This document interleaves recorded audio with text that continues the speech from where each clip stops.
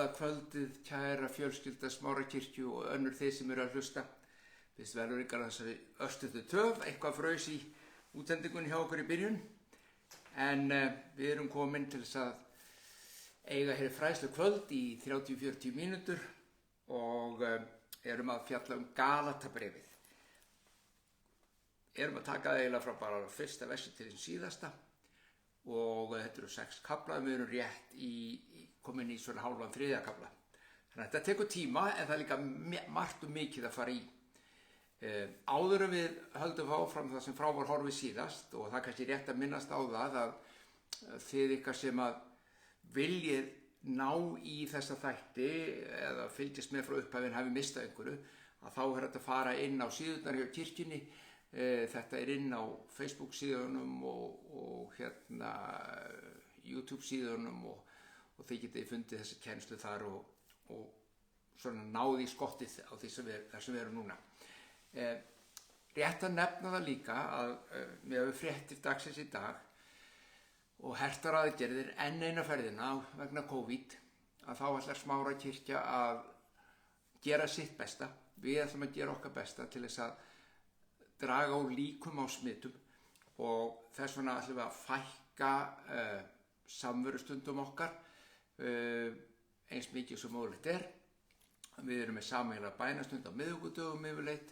Við fellum það niður þangað til að ástandi breytist og hvetjum fólk til þess að, ég veit að þið biðjið sjálfsögðu heima, en hvetjum fólk til að nýta kannski þann tíma sem bænastundur annars hefði verið milli 7 og 8 á miðvikudögum, miðvikudagskvöldum, að biðja saman sem fjölskyldu eða sem einstaklingar eða hvar sem er saman komin og leggja þjóðin í Guðs hendur, fólkið okkar, kirkjun okkar, landið okkar allt og halda þannig áfram bæninni saman þó við séum ekki í sama húsinu á því augnabliki.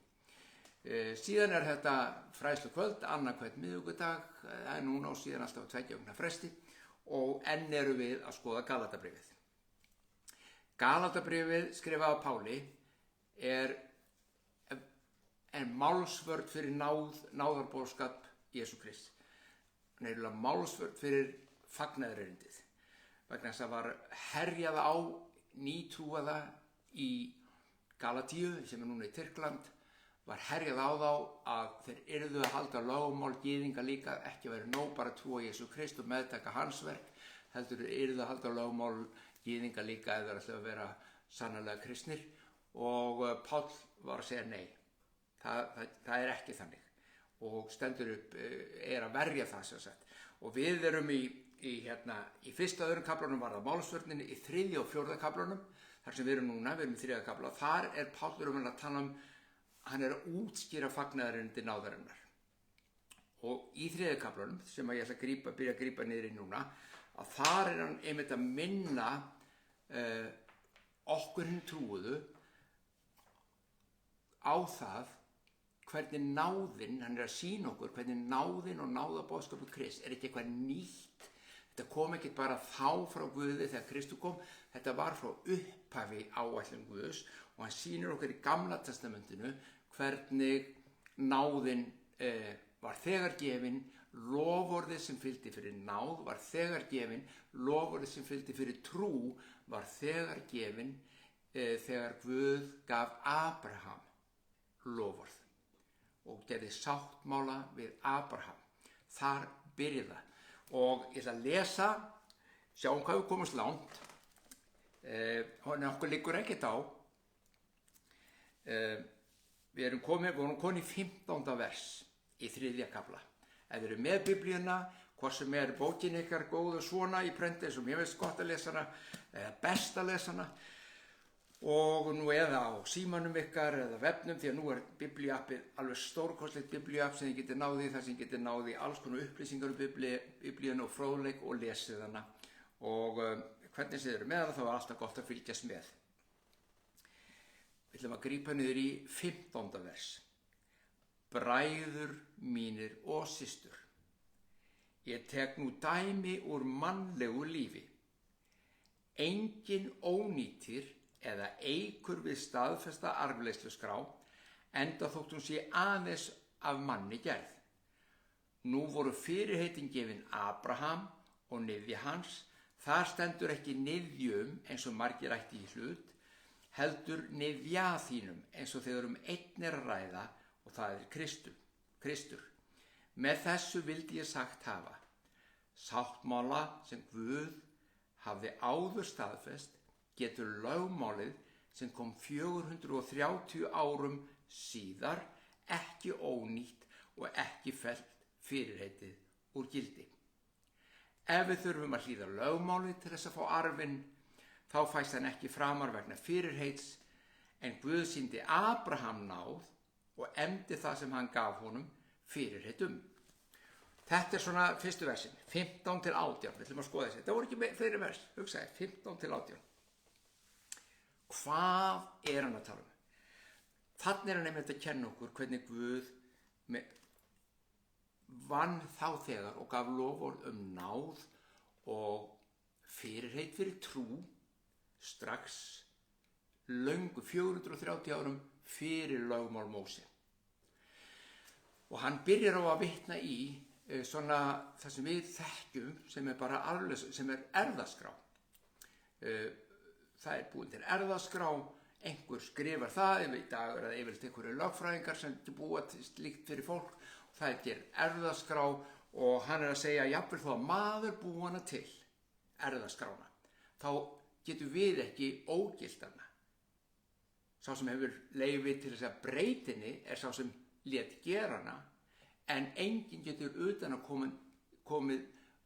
komið og ógilt hana. Ég gæti ekki komið bara inn á þitt heimili og breytt þinni erfðaskrá sem þú ert búin að gera eða einhverju gert við þig. Það er ekki mitt hlutverk, ég hef ekkert vald til þess, ég get ekki. Þannig er hann bara að nota þetta eins og hann segir, úr mannlegu lífi, það sem að maðurinn er og hefur verið að gera erfðaskrár. En það er ekki hægt að ógilda það. Svo segir hann, og þannig voru fyrirheitin gefin, það var gerður sáttmáli, það var gerð erfðaskrá við Abraham, Guð gerðana. Og þetta er með raukin hjá Páli, ef að maðurinn getur ekki breytt mannlegri erfðaskrá, hvernig getur það maðurinn eða það sem kemur síðar breytt það sem Guð gerði, nema það Guð sjálfur. En hann hefur ekki sýnt að hann hafi breytt þetta erfðaskrá. Og til þess að geta skilið hér nákvæmlega hvað við tala um, þá þurfum við aðeins að rifja upp. Sumir þekki þessa sögu mjög vel, en hún er mikilvæg til að skilja samhengið í því sem Páll er að tala um. Guð kallar Abraham, bara umorða þessa hluti, þetta er lesið köllun Abrahams, þetta er löngu fyrir daga Móse, þetta er löngu fyrir daga lögmálsins, 430 árum til að vera nákvæmlega eins og Biblían segir hér, að þá er þetta löngu áður og Guð kallar Abraham. Og hann gefur honum loforð. Hann segir, ég ætla að blessa allan heiminn, alla veröldina, allar þjóðir heims munu blessun hljóta fyrir það sem ég ætla að gera í þínu lífi. Ég ætla að koma með blessun fyrir heiminn. Ég ætla að gera við þig sáttmála Abraham og þú munt fæða son og það verður kraftaverk sonur, hann er lofur mitt til þín og af honum mun allar þjóðir blessun hljóta. Afkvæmið þínu, Abraham, sem ég gef þér, munu síðan allar þjóðir blessun hljóta. Í kaflanum á eftir, næsta kafla, þá sjáum við svolítið meira akkurat þetta og ég gleymi því aldrei þegar ég las þann kafla og það lögst upp mig hvað Páll var raunverulega að segja, hversu frelsandi það var og hversu mikilvægt var að sjá boðskapinn sem hann var með. En höldum okkur við þriðja kaflan. Hann gefur loforð fyrirheit og sonur hans, afkvæmið hans, það var kraftaverk, það var fyrir loforð. Munið söguna, Abraham var þreyttur að bíða, hann sagði það er ekkert að gerast, ég er ekki eignast eitt barn, Sara er gömul og við getum þetta ekki lengur og hvað heldur að Guð, ég vil bara áður en ég hættur geta eignast börn, þá best að ég reyna að bjarga svo. Hann fætti af sér son Ismael með ambott Söru. Svo sannarlega var þetta sonur hans. Það var engum blöðum það að fletta. Þetta var sonur hans. Og hann hugsaði son sinn og hann blessaði hann og Guð blessaði hann og margfaldaði hann. Það var annar ættleikur Abrahams. Sem í dag, sem svolítið merkileg, sem í dag margir vilja meina að séu ættleikur Ismaels í Arabaþjóðirnar meðan hinir voru Ísraelsmegin. Þannig að þetta er ekki fæddir óvinir, þetta voru fæddir bræður í byrjun og Abraham var sameiginlegur forfaðir.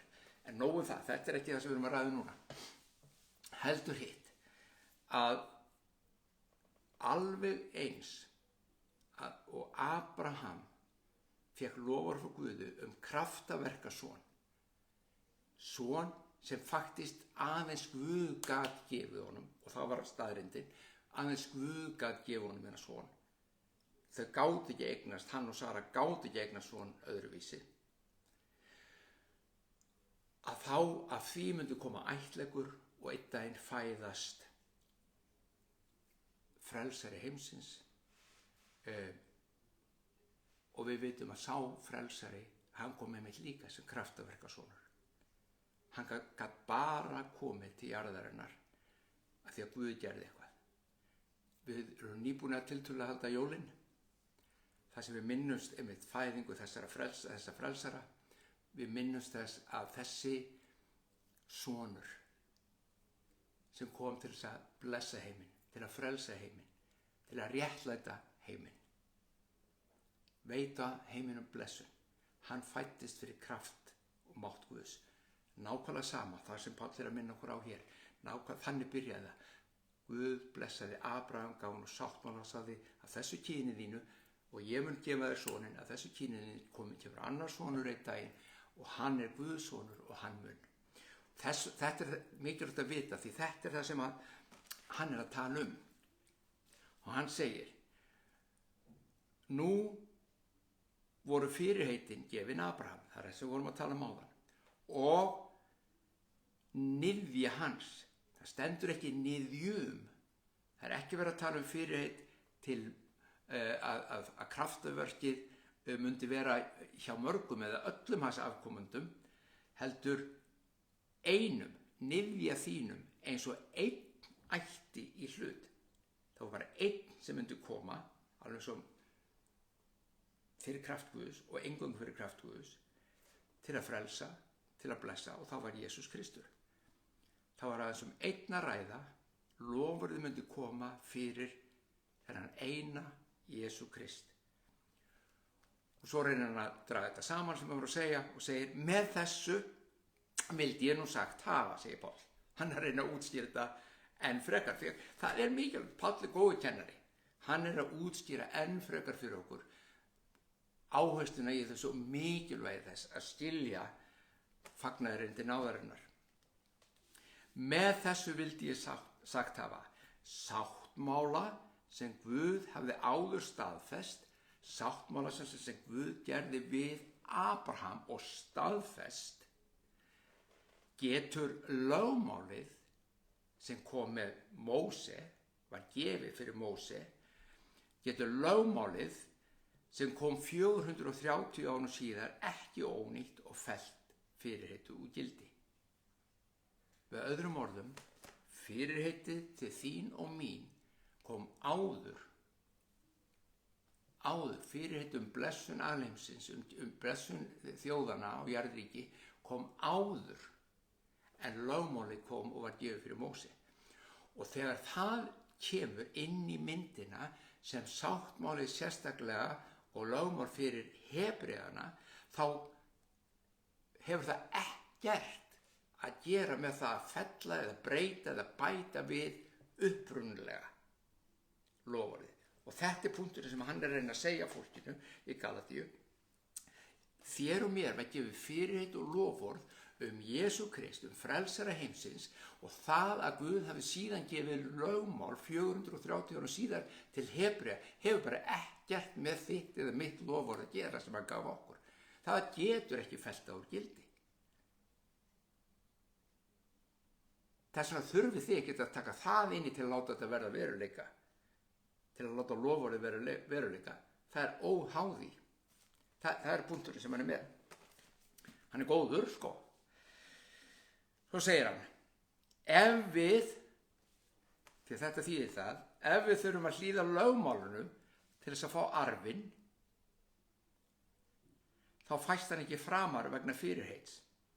En Guð sýndi Abraham náð og efndi það sem hann gaf honum fyrirheit Abraham hafði ekki lögmálið, en Guð gaf honum fyrirheit, og fyrir trú, segir Biblía, meðtók Abraham, og fyrir trú hlotnaðist honum fyrirheitið, og fyrir trú fékk hann afkvæmið, og fyrir trú var hann til blessun til allra þjóða.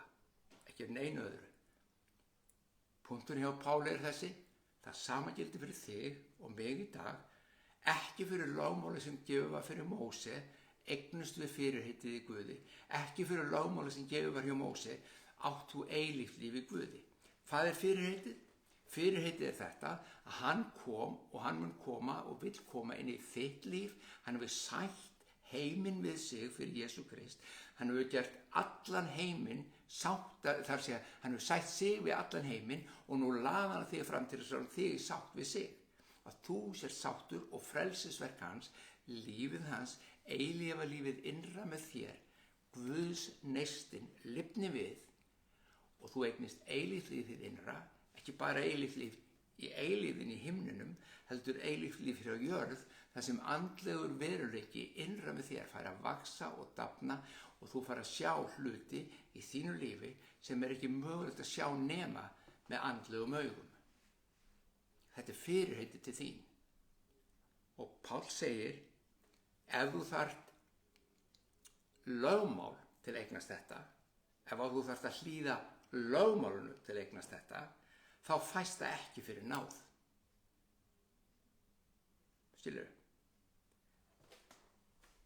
Ef þú þarft að hlýða og fylgja og framganga í lögmáli gyðinga til að eignast náðarverk Krist innan með þér, þá fæst þetta ekki lengur fyrir náð eins og Abraham fékk og meðtók frá Guði. Og þá kemur þessi ofboðslega góða spurning og klassík spurning, og ég veit að það eru ennþann sko, ég hef heyrt þessa spurningu oft frá fólki ennþann dag í dag, í versi 19. Hvað er þá lögmálið? Hvers vegna óskopunum kom þetta lögmál? Hver var þörfin á því? Þörfin á því, og hann útskýrir það, ég lesa rétt bráðum. Í fyrsta leið verðum við að hafa í huga, lögmálið með boðunum sínum, boðunum þess, var gefið Hebreunum í ákveðnum tilgangi. Og hlustu nú á. Hvað er þá lögmálið? Ef þetta er allt fyrir náð, fyrir trú, fyrir loforð Guðs eingöngu, ekki fyrir verkin þín eða verkin mín. Hvað er þá lögmálið? Lögmálinu var bætt við, 430 árum setna, var því bætt við inn í samfélagi Hebrea til hvers? Til þess að afbrotin kæmu í ljós. Það klára að lesa á þeirri útskýri. Það átt að gilda þar til niðjinn kæmi sem fyrirheiti hljóðað Englar sáu að semja það með liðsinni meðalgangara, en meðalgangara gerist ekki þörf þar sem einn á í hlut en Guð er einn. Með öðrum orðum, Guð vildi, og það er að færa fyrir rök í ritningunni í Gamla testamentinu, að Guð vildi, þegar hann leysir Hebreana út úr Egyptalandi og það leiði henni fyrirheitnalandið í gegnum eyðimörkina, þá vildi hann gera það bara fyrir náð. Hann var ekki með þá hugmynd í upphafi að gefa þeim lögmál. En þeir heimtuðu, þeir sem við viljum, við getum. Og þetta er nákvæmlega það sem að við mannskepnan gera svo oft. Hei, ég get. Guð, ekki af ágjörð mér. Ég get lifað helguðu lífi. Ég get lifað heilugu lífi. Hvað? Ég get staðist alla freistingar. Ef að segja eins og sagt þér í það, not. Og Guð sagði, ok, nú ætlum ég bara að sýna ykkur að það er ekki hægt. Þið getið þetta ekki í eigin mætti. Svo hann gaf þeim lögmál og sagði, þið skulle gera þetta, þetta, þetta og þetta og þetta og þetta og þetta, en þið skulle ekki gera þetta og þetta og þetta og þetta. Þetta er minn vilji. Þeir voru ekki búin að hafa það lengi þegar kom ljós að það var ekki nokkur leið fyrir þá að halda það. Þannig að lögmáli var gefið til að sýna þeim hversu vanmáttuðir þeir voru. Það var tilgangur lögmálsins, segir Páll hér. Að sýna í gegn, sko það voru Hebrearnir sem fengu að reyna það á eigin skinni, en við heimurinn getum lært af því með því að horfa og sjá. Að lögmálum var gefið þeim til að sýna þeim hversu óbóðslega slappir þeir voru og að afbrotið þeirra gagnvart Guði, gagnvart lífinu, voru svo mikil að það sem þeir héldu að vera í lagi var bara alls ekkert í lagi. Það var tilgangurinn. Þetta er skemmtilegt hér. Englar sáum að semja það. Það vekti að velta þessu fyrir ykkur. Veitu, hver samdi boðunum 10? Englar. Hei, sömdu þetta.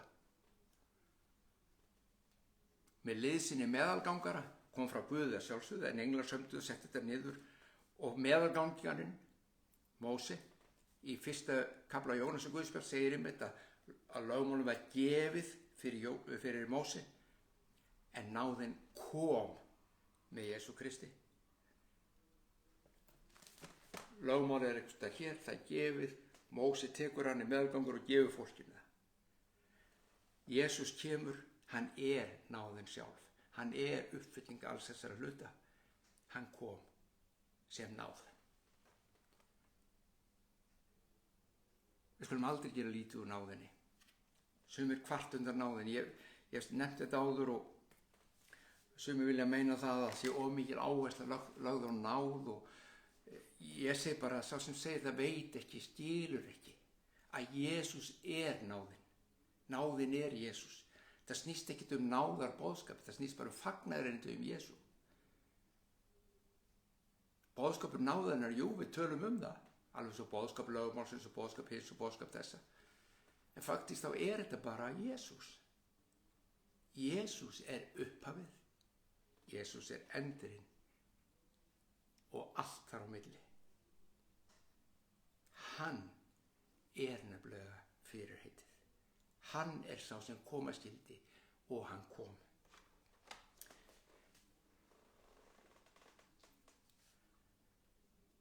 Meðalgangara gerist ekki þörf, þá er hann að tala um náðina. Fyrst var að meðalgangara Móse sem kom með lögmáli sem var gefið fyrir Móse, en þegar náðin kom þá gerist ekki þörf á meðalgangara því að Guðs sonur, Guð er einn, hann kom og hann var náðin. Ég ætla að reyna taka kannski 1-2 versi viðbót, allavega byrja hérna inn í svo sjá, þetta er svona seinni hlutin. Ég veit ekki hvort við náum að klára 3. kaflann, en það er það allt í lagi. Og þá kemur næsta spurning. Fyrsta spurningin, hvað er þá lögmáli? Hvað til hvers var það gefið? Til þess að afbrotin kæmi í ljós. En við vinnum ekki fyrirheitið, ávinnum ekki fyrirheitið í líf okkar, það vinnst ekki í líf okkar fyrir lögmál, bara alls ekki. Og þá kemur næsta spurning sem er rökrétt í ljósið þessa, í versi 21. Er þá lögmálið bara rétt að skjóta inn í, ef einhver hlustur og velta hvað lögmál og náð og eitthvað svolítið, hvað er það? Lögmálið í stuttu máli, þegar vísað til lögmálsins, er verið að tala um boðurinn 10. En lögmálið voru miklu fleiri boður, þau voru 600 pluss boður, þegar allt var tekið saman. Það voru alls konar reglur og lög mat og hegðun og ég veit ekki hvað þeir lesum í Gamla testamentinu Tóra, í Mósebókunum, og þar var það gefið til þess að sýna þeim hvernig heilbrigt líf en þeir gátu ekki lifað til að benda þeim á. Okay? Það var lögmálið. Hver er það andstæðan við náðina? Lögmálið nefnilega þýddi það. Þeir sem að reyna að lifa, og hann kemur að því, þeir sem kannski fara aðeins á undan en sjálfum mér, en þeir sem reyna að lifa eftir lögmálinu til að þóknast Guði, til að öðlast fyrirheitið sem hann gaf Abraham blessun þjóðana, með því að halda lögmálið. Það er það sem að virkar ekki. Og þá kemur spurningin, er lögmálið þá vont? Ef það virkar ekki, og ég meina við ekkert að eiga við það núna, heldur bara náð Guðs, er það þá lögmálið vont? Stendur það þá í gegn fyrirheitum Guðs? Þetta er mjög góð spurning, en Páll svarar, fjarri fyrir því. Nei. Því að ef, segir hann, við hefðum fengið lögmál sem gæti veitt okkur líf og við fengjum réttlæti, það er að segja rétta stöðu fram fyrir Guði, með lögmálinu, þá er sagan allt önnur. Það er að segja, ef að lögmál hefði verið þannig, ef að kraftur lögmálsins hefði verið þannig að hann hefði leyst þig úr fjötruðinum, ef að kraftur lögmálsins væri þannig, hann hefði leyst mannkynið úr þessu ranga, úr syndinni, úr öllu því sem aðskildi á frá Guði, úr þessum vonduverkum, ef að lögmálið hefði slíkan kraft, þá hefði fyrirheitið fengist fyrir það. En Rómarbréfið segir, lögmálið er þarna algjörlega máttlaust. Það ræður ekki við að leysa þig. Það að þú getur haldið öll boðorðin 10 og helling af hinum öllum boðorðunum, en ekki 1, ekki 2, ekki 5, ekki kannski að brjóta öll í einu sama daginn, en svona gegnum lífið það er alltaf eitthvað að. Það er alltaf eitthvað sem er ófullkomið gagnvart lögmálinu. Það dugar til þess að sýna þér að lögmáli hefur ekkert vald til að leysa lífið þitt. Það getur ekki, og það er það sem Páll er að benda á. Það er máttlaust þegar kemur að frelsisverkinu. Ritningi segir, 22, að allt sé hneppt undir vald syndarinnar til þess að trúuðum veitist fyrirheitið með því að treysta því sem Guð lét Jesú Krist gera. Öllur heimurinn en hnepptur í vald syndarinnar. Ég hef útskýrt þetta stundum svoleiðis og þetta aðeins að rifja þau upp. Guð er kærleikur, hann skapar og hann skapar allan heiminn til þess að vinna og starfa og fungera og virka eftir lögmáli kærleikans. Hann getur ekki gert þetta öðruvísi, þannig að hann er kærleikur. Þannig að þegar hann skapar, þá skapar hann allt til þess að vera í kærleika. Það er hinn fullkomna heimsmynd. Maðurinn hins vegar brýtur þetta kærleikslögmál með því að segja ég kann þetta sjálfur, ég get þetta sjálfur. Þú veist, ég myndi nú alveg vilja vera kannski bara frekar eins og Guð, skilurðu. Hebrearnir voru einmitt, það er það sem lögmál átt að sýna, nei, þú getið það ekki. Það var tilgang á lögmálsins, þið getið það ekki.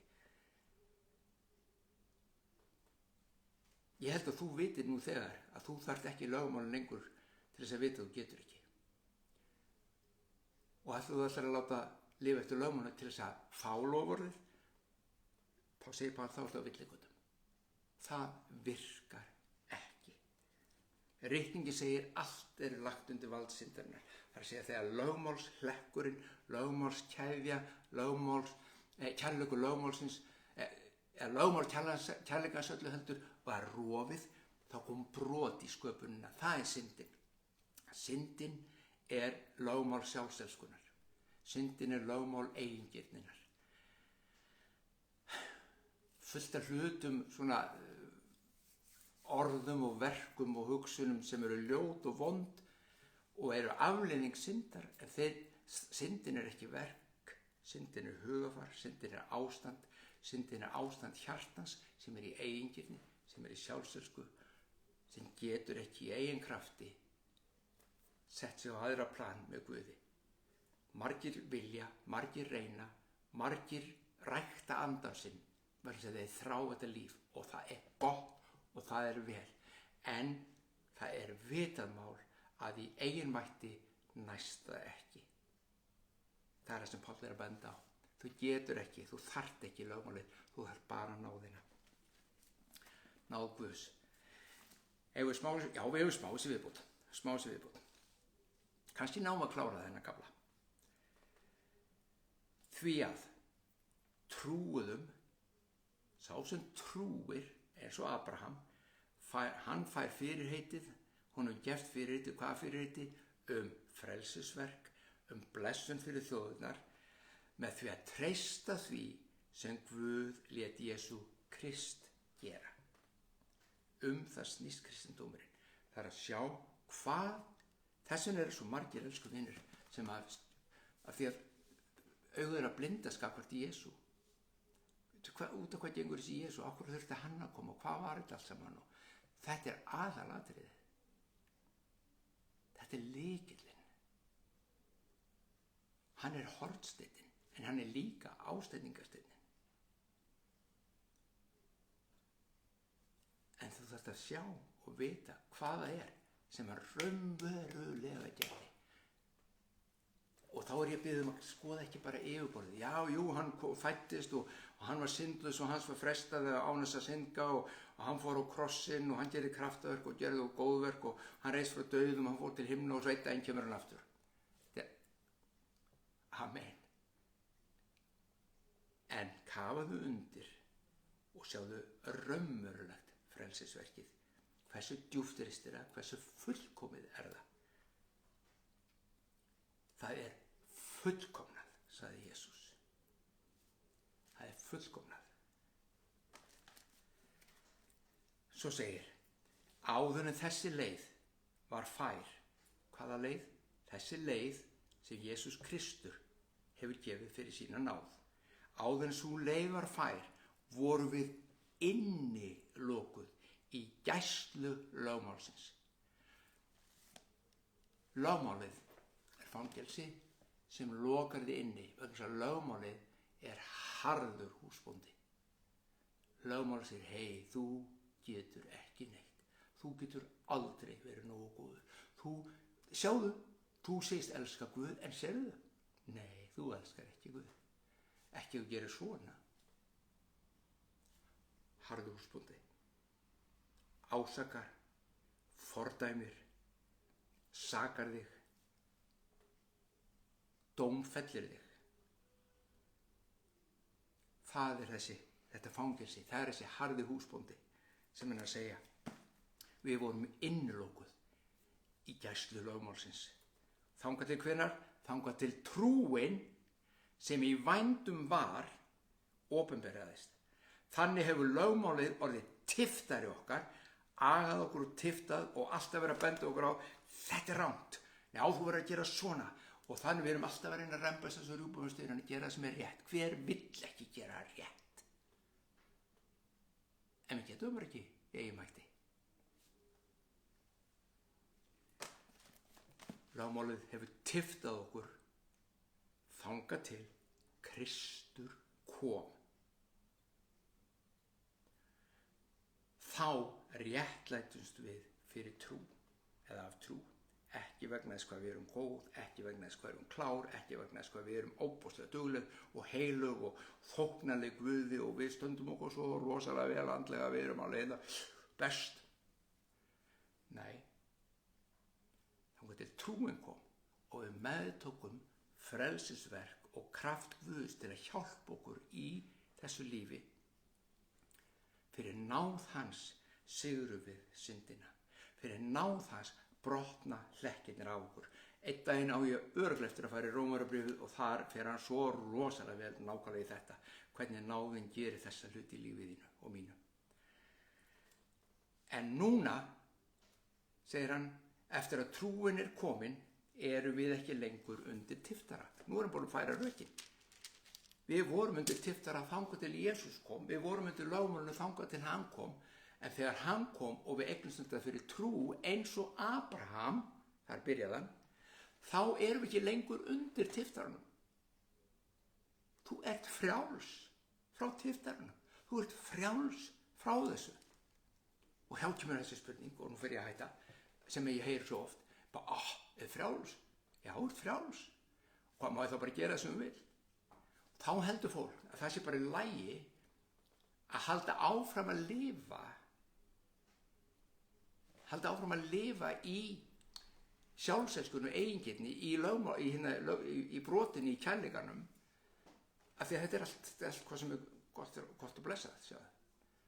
Nei, það er ekki verið að segja það. Það er verið að segja að fyrir þessa náð, sko, náð er ekki bara svona eitthvað ástand, náð er kraftur, náð er fagnaðurinn Jesú Krist og það er fyrir þann kraft sem að þú leysist.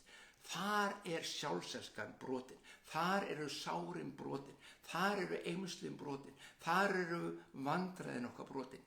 Fyrir náð og kraft náðar Krist, fyrir trú á hann, það er mátturinn, það er dýrlega fagnaðarerindi. Það er dýrlega fagnaðarerindi. Með því að trú á Jesú Krist eru þið öll Guðs börn. Þið öll sem eru skírð til samfélags við Krist hafið íklæðst Kristi. Hvorki er hér gyðingur né annarar þjóðar maður, þræll né frjálsmaður, karl né kona, þið eru öll eitt í Jesú Kristi. Ef þið eru samfélagi við Krist, þá eru þið niðjar Abrahams og eru við það sem honum var heitið.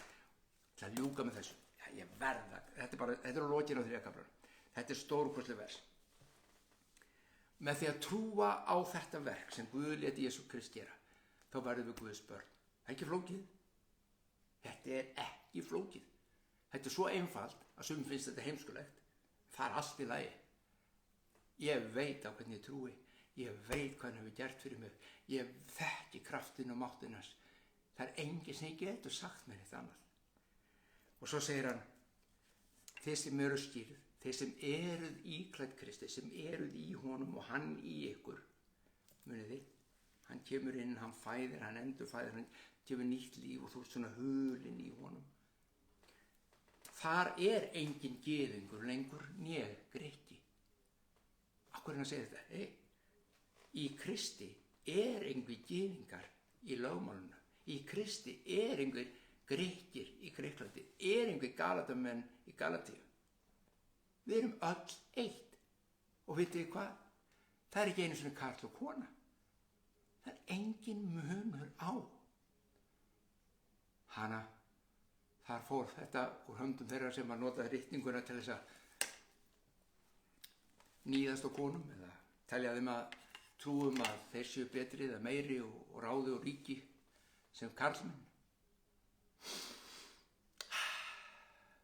Nei, það er engin munur. Takk eftir. Það er hvorki gyðingur né annarra þjóðar maður. Það er engin Íslendingur. Það er engin Grikki. Það er engin gyðingur. Það er engin þræll. Það er engin frjálsmaður. Það er engin karl. Það er engin kona. Við erum öll eitt í honum. Börnin hans, fólkið hans, í þér og mér og talnum í okkur saman felst kraftur hins lifanda Guðs. Við skulum biðja.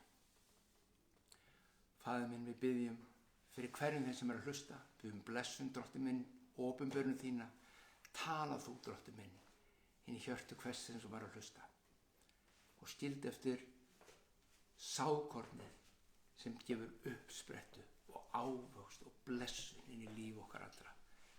Biðjum blessun yfir fjölskyldunar, Drottinn minn, varðveislu, Drottinn, í COVID og hverju því ástandi sem ríkir.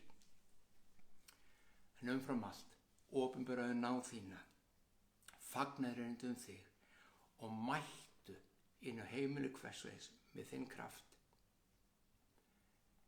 með þína náð, Jesús minn, og gefðu lífið í kærleikanum.